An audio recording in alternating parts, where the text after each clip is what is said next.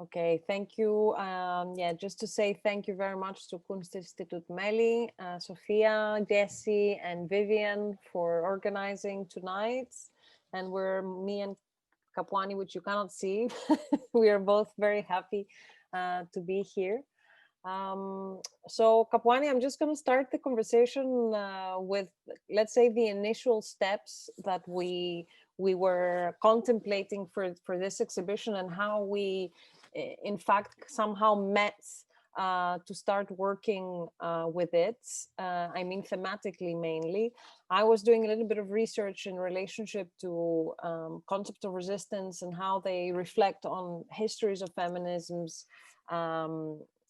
And the presence of feminisms, and you were looking very much into the concept of resistance, but also let's say the mobilization or the weaponization of nature in relationship to resistance. And I just wanted you to talk a little bit for those of the people that are hearing us now, but they don't know elder works of yours that we also initially we're contemplating to include in the exhibition that we're tackling these questions. Mm. So yeah, I think the question of using, I guess, plant life, organic life, to kind of help us understand humans' history and human dynamics is something that I've done before. And at one point, I know we were discussing showing an earlier work which is called Nursery, which consists of these kind of octagon-shaped tables that are placed in the exhibition space and are contain plants that are, of course, alive and that are need to be taken care of through the duration of the exhibition.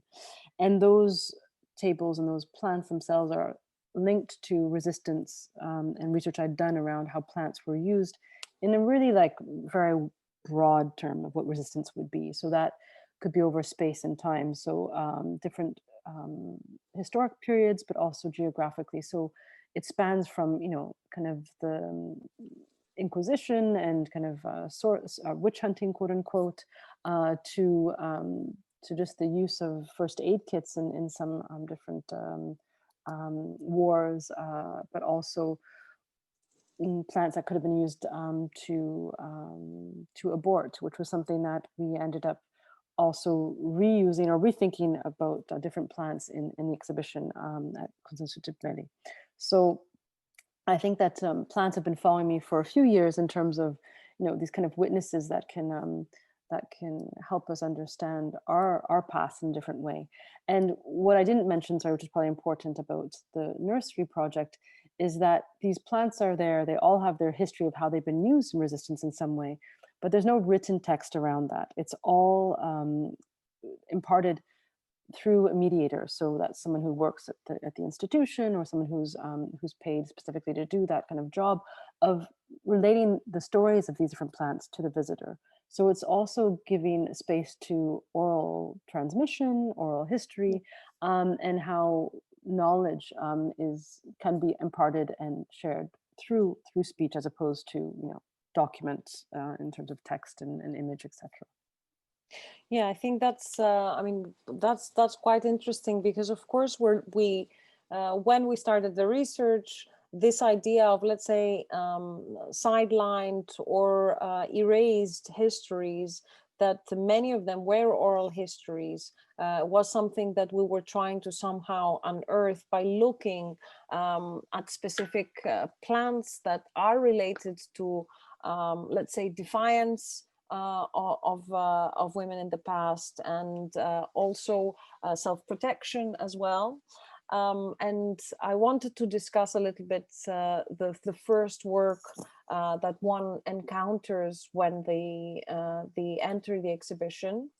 I wanted you to talk a little bit about the title, because of course the titles were kind of a surprise element in the end. So the title of this particular work, which is in fact one specific plant. For those that haven't visited the exhibition yet, it's one specific plant that we have, let's say, apart from oral histories and rumors of its usage, we have documented testimonies, let's say, of the use of this plant as a abortatory, I think it's called, of women in the past having used it in order to inflict and or terminate, let's say, an unwanted pregnancy. So yeah, first of all, I wanted you to discuss a little bit the title of the work, and then maybe to discuss this kind of removal of the mediator, which was quite an important element from nurseries, which now somehow is transported on a text that is on the wall that is explaining the story behind the work. And how did you think that worked as well with the conceptualization of the space and the color of the walls and everything? Yeah, the question of between mediator and walls. So it's interesting. I mean, just I was kind of like taking a sidestep, but interesting that you kind of talk about this oral histories and kind of and it kind of speaks to another work that we'll talk about later, Semence and also Seed Bank, and of course Tinde van Adel, who's going to be contributing to this kind of forum, can speak more to that. But I think it's interesting that her work, if I understand correctly, relies very heavily also on oral history of understanding this particular use of, or like migration or voyaging of particular rice. And it is through the kind of the preservation through oral history as opposed to written text, which allows that entry into histories which maybe are sidelined or whatever else. But we can talk about that later. But that's, I think, an interesting kind of very immediate link to underline. But to go back to your question, the work that one first encounters in this very, I guess, bright yellow space is called the Marias. And the Marias are two paper plants that have been made by Anouk, a wonderful artist who was able to make these two different stages of this particular plant, one in the flowering stage and one in kind of the just starting to bud. How do you say, commonly known as the peacock flower? Yeah, commonly known as the peacock flower, because I cannot pronounce the Latin, or I've not Same practiced here. it. I've not practiced it enough. So someone else will be able to pronounce that. Probably Tinder will be able to pronounce it perfectly, but I cannot. So this peacock flower, it also is known under different names, of course, as common names are changed in different parts of the world, but it's found mostly in the Caribbean, in the Americas, and these two kind of stages of this plant's growth are displayed on these plinths, etc.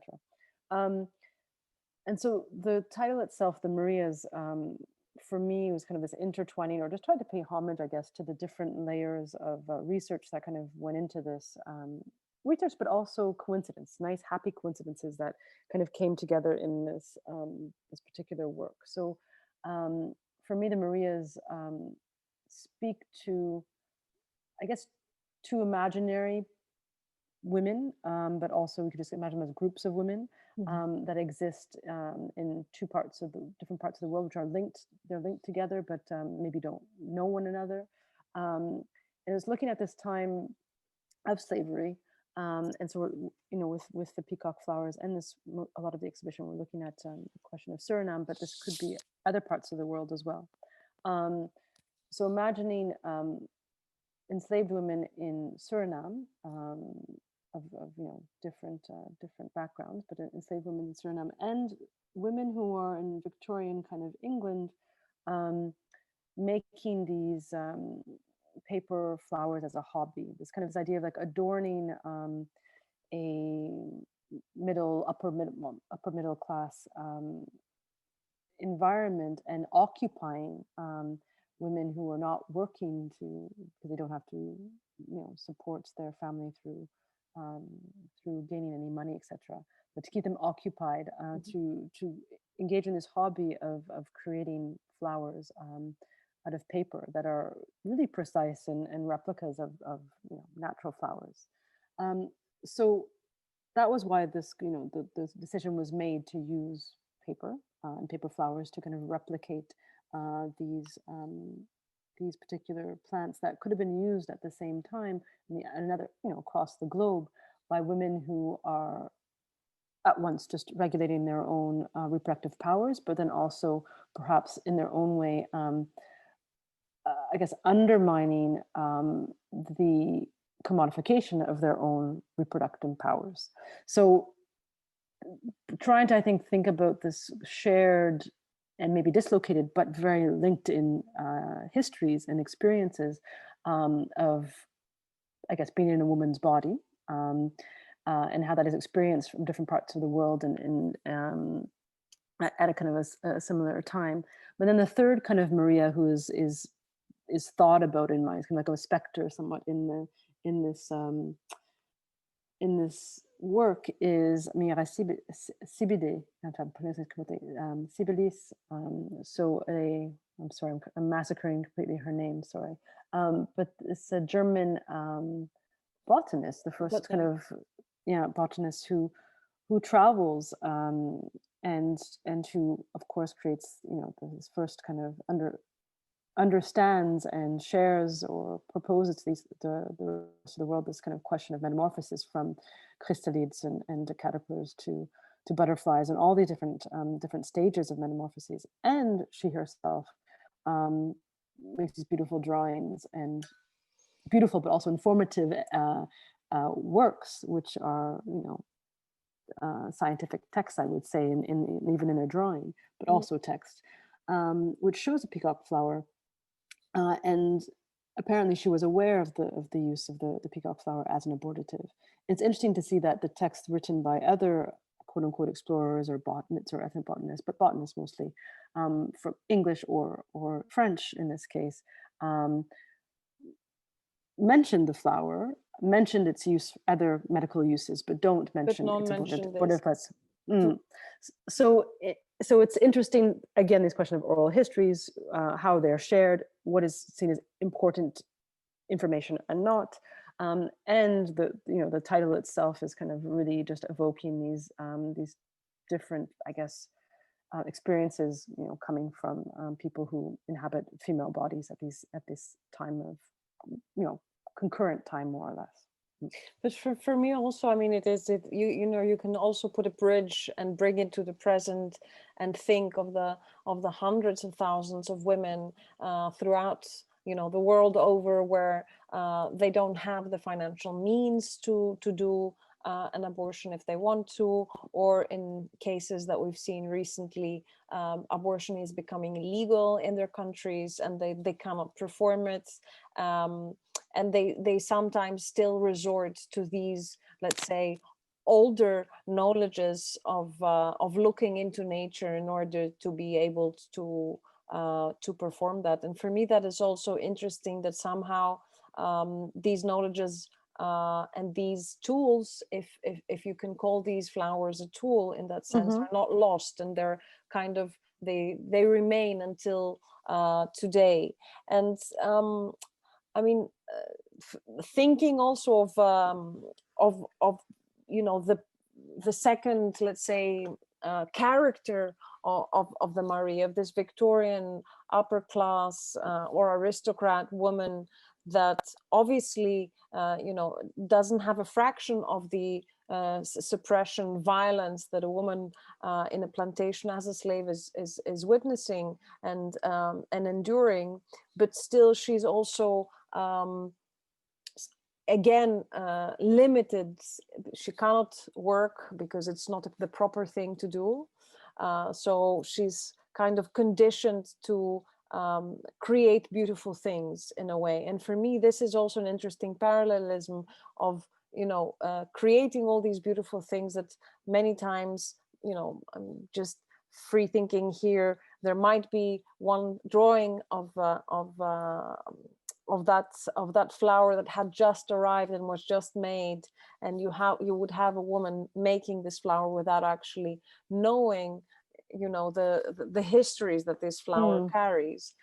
So it's interesting also, as you were saying, which histories are told, which information is deemed important, and how many times you might have parallel realities kind of running together because of the break of information, and privileged white women kind of reconfirming this extreme violences of patriarchy in every form by just creating these flowers. And having them as ornaments in the Mm. home, which Mm. I think also the fact of this display was something that we discussed as well. We didn't explore it very, very much in the exhibition, but I remember we were talking about it quite a lot in the beginning of this, let's say, binary between how the idea of nature and flora and botanism is somehow extracted. Of course, it's extracted, and it's somehow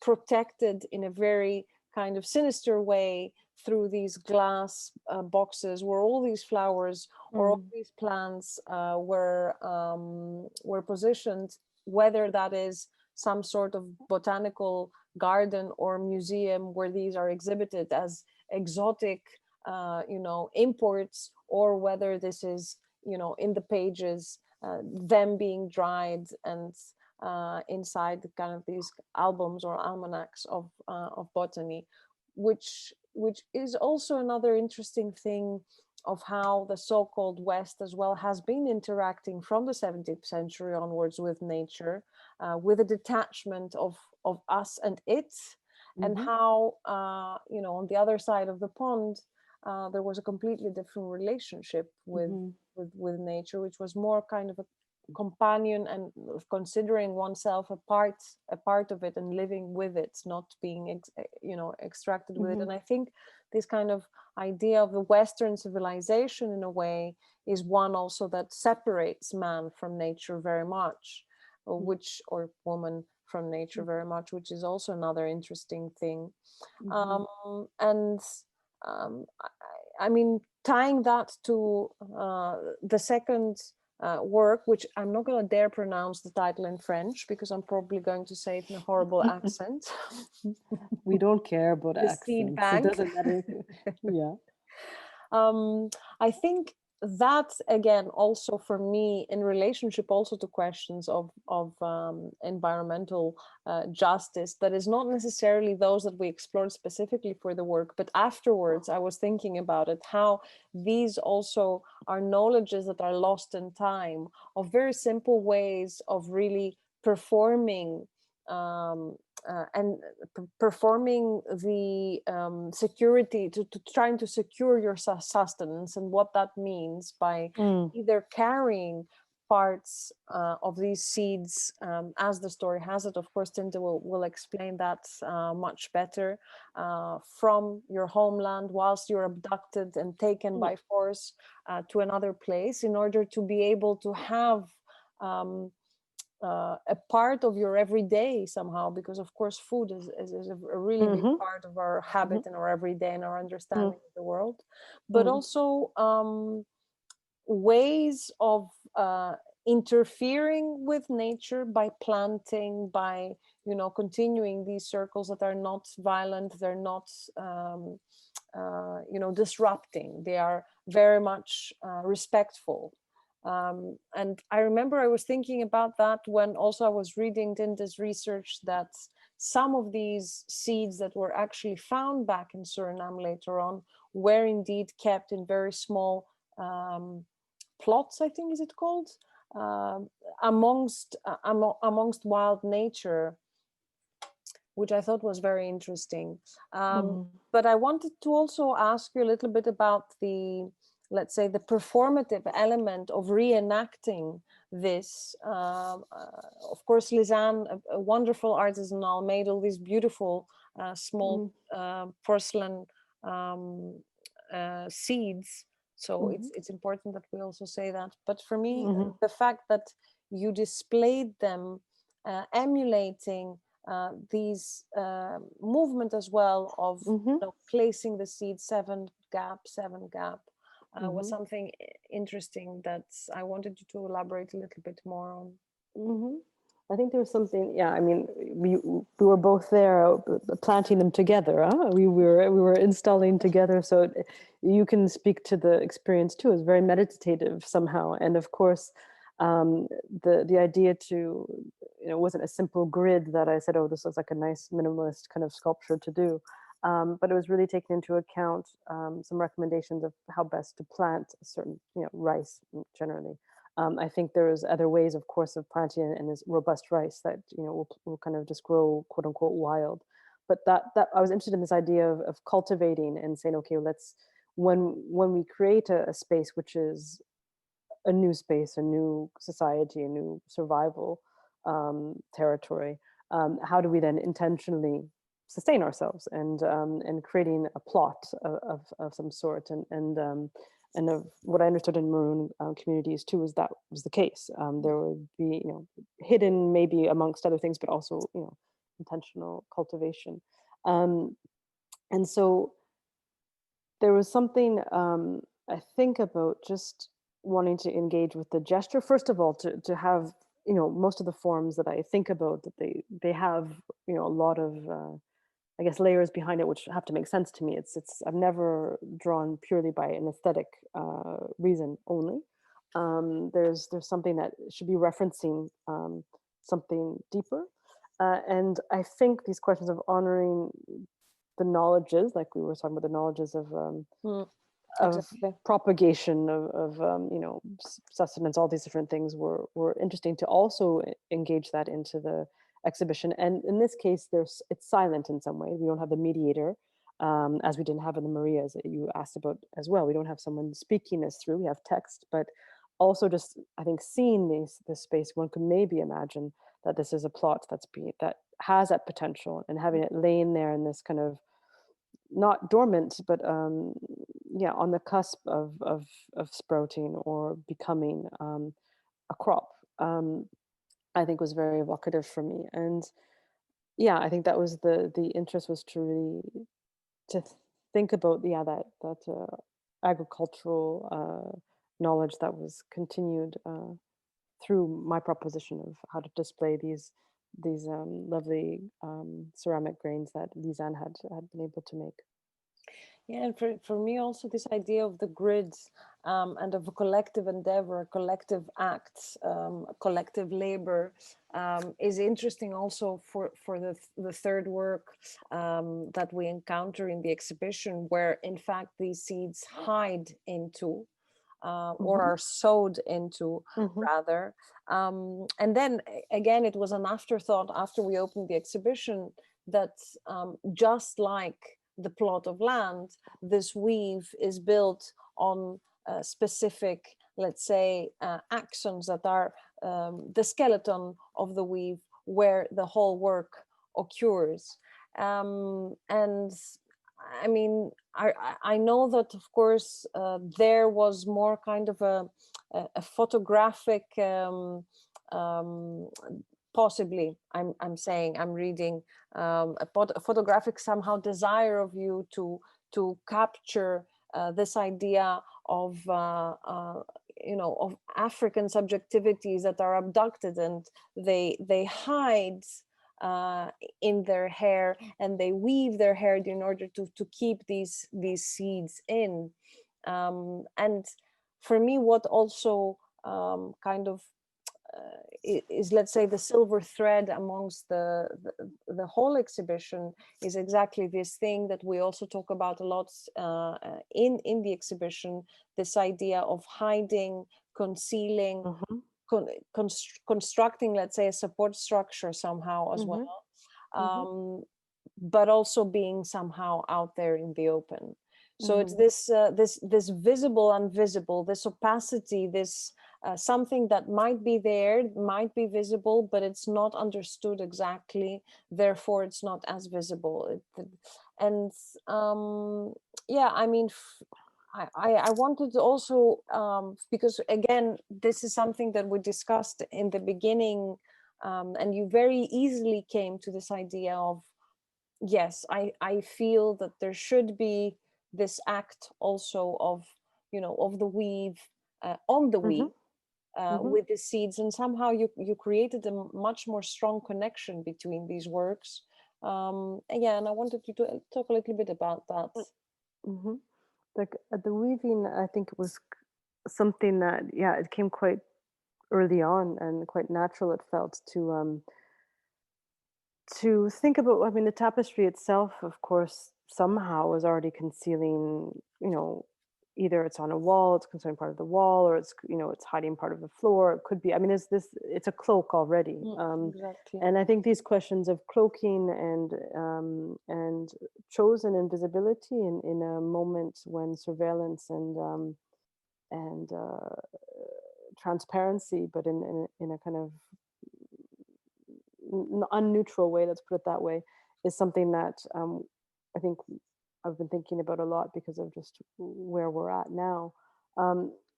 Opacity was something that I really wanted to think about, and bringing these grains, these ceramic grains, into the weave, or kind of, I think, ways to bring together this idea of a larger concept of maroonage in really vague kind of conceptual framework, to just kind of think, well, what can maroonage teach us, and how is that maybe a possible exit strategy or way out of certain situations. The tapestry itself seems to me to be that really strong refusal somehow, refusal, but also hope. So imagining refusing to give up, refusing to not be independent by knowing what one needs to sustain himself. So having, literally the grains which could, feed you for some time, like that as an idea. And then having semence, which is, which we just spoke about, this kind of gridded structure or form, as the second stage of that, the kind of the implantation, the once maroonage as an idea, not necessarily just a historic instance, Reference, but yeah. as the idea, as a concept, maroonage is actually implanted, literally. So it's enacted. It's all of those acts of creating something which could grow into a different kind of society. So the opacity of that first work is kind of almost like the prologue, or the first chapter of a long story of implanting or implementing new ways of being. So it's kind of, yeah, it's quite that question of opacity, and it's kind of squirreling away, or hiding away, in a kind of act of protection as well, so that things are not obliterated, things are not completely erased. It speaks to that as well, although that's not the story historically. I think it also speaks to, I mean, this is a different concept and geographic zone as well, but I'm thinking about these the manuscripts of Timbuktu, for example, which were sequestered into the walls of different homes when there have been different political and unrest. So the knowledge in texts in that case were saved, buried underground, or being put, hidden away. yeah. Yeah, and this concealment, and of course, one could find many different examples throughout history, and specific cultural examples of that. But and in some moments when things are so destructive and so violent, this idea of protecting by concealing is a very simple strategy, but one which I thought was quite interesting to think about, because of this time of surveillance, transparency, visibility, that is something to, yeah, just to reflect on, I think, at the moment. Oh, absolutely. And I mean, for me also, it kind of creates a direct, line and connection with the latter work, which, of course, as we discussed, you've said it many times in the past that you rarely do works that reference the present. Yes. You are more comfortable, or you prefer, or you find much more interesting to discuss about historical moments near or far, rather than the present moment. But somehow with this exhibition and the timeline of this exhibition, with a global pandemic kind of starting, and a huge global movement of BLM, erupting, and transferring from the US to the world, you felt that you wanted to respond. And then yet again, you respond in a way that is very much kind of enacting what you just described, this protective mechanism of giving out information, but without giving too many information, or without being too literal. And I found very, very interesting how, I remember in our first discussions, the immediate idea was to remove the text and then somehow recreate the sounds. Again, also, the mediator here is the text on the wall, because if someone is not very familiar with Nina Simone's song, then it won't be as easy for them to recognize it. But if someone has heard it, surely they will directly remember it. Which I thought was a very, very powerful and very successful way of discussing a moment that is so fresh. And I think also for all of us, not only you, many times it's much more difficult to really address the present, because you feel the need to take a distance and for it to, you know, make a full circle before you evaluate it. But yes, I also wanted to ask, because of course I wasn't there, what was the experience? Because also we don't have much time, as I see also from my, what was the experience of really together with a local musician in Rotterdam to deconstruct and recompose sound? So the kind of this retake or of the Nina Simone song Mississippi Goddamn was, you know, yeah, it really came out of this, as you said, this desire to, I think in some way for me to connect also with the, you know, more or less the local population, to understand from, and I often do that in my work, is try to understand where I'm standing and where I'm based for that time, not living in a place, to have some resonance and spend some time with people, and just communicating or exploring a particular moment through this song was a way to just kind of have a sense of the pulse, I think, for me. And so it really was quite interesting, because it was very subjective for each of the musicians that participated. There were 3 musicians, and we had a recording artist and some Bianca, who was a wonderful musician, but who didn't, and singer, who doesn't in this case participate in terms of her talent as a musician, but rather as a coordinator. It was a kind of a small group of people in which there was, of course, you know, an experience of trust and respect, I believe, to just explore what that song meant for each of the people. And it was very, very different, and sometimes very soft, and sometimes more melancholic, and other times, you know, references. And it was, I really left it open to each person to interpret it as they saw it, because for me this song was quite an important song historically, and it's you know, as a protest song, quite telling, and I think in the history of Nina Simone and her career also really A landmark song for her as well. Yes, absolutely. Yeah, and you know, and what it, you know, the moment in time that she was also, you know, responding to was so strong. And for me, I have a very strong, you know, reaction to that song, in light of, you know, the summer that we had just gone through. But the other musicians also had, you know, the musicians had their particular reading of that was not the same as mine, and that's what was interesting for me, was to not be positioning my sense. Of course, one always does that as they're creating work, but to have more of like a forum in some way, of like opening this up and saying, well, take it and let's think about it throughout, but not thinking about it intellectually somehow, in the more visceral way through sound. And so it's a very, you know, decomposed, light,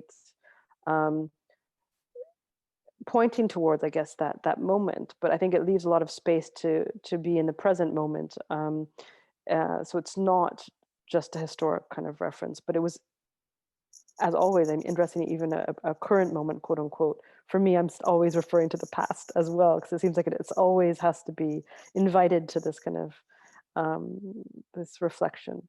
So it was a great experience working with the musicians, and who were very generous in terms of, and really dedicated in terms of short period of time, and coming in and really, putting their craft and their expertise into, um, to going somewhere which we weren't too sure exactly what that was going to be. I mean, I left things a bit open in terms of, the jam or the interpretation, and they had some very also really labored, um, thought through compositions that they came with already. So there's a mix of improvisation and then also compositions at which, the three musicians came with.